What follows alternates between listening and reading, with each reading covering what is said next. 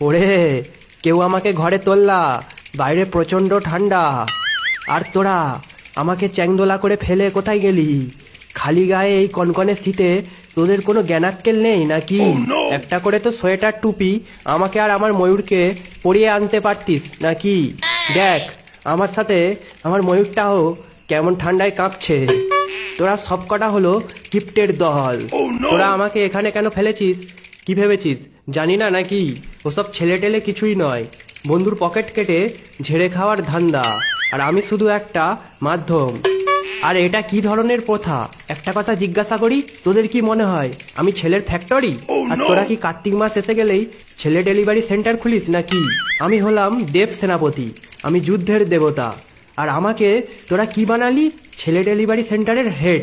আরে ভাই, তোদের যদি ছেলে লাগে তোরা নিজেরা ব্যায়াম কর, নিজেদের শরীর চর্চা কর, নিজেরা ভালো মন্দ খাবার খা।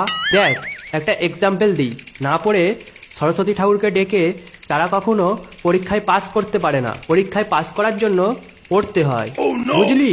কথাটা মনে রাখিস। ওরে, তোরা আমাকে কেউ ঘরে তোল, না হলে একটা কেউ চাদর দিয়ে যা ভাই, বাইরে প্রচন্ড ঠান্ডা। এবার বোধহয় নিউমোনিয়া হয়ে যাবে। এই নিউমোনিয়া নিয়ে বাড়ি ফিরতে হবে। কোন মালটা বেশ বলেছিল মামার বাড়ি ভারী মজা, সেই মালটাকে হাতের কাছে পাই।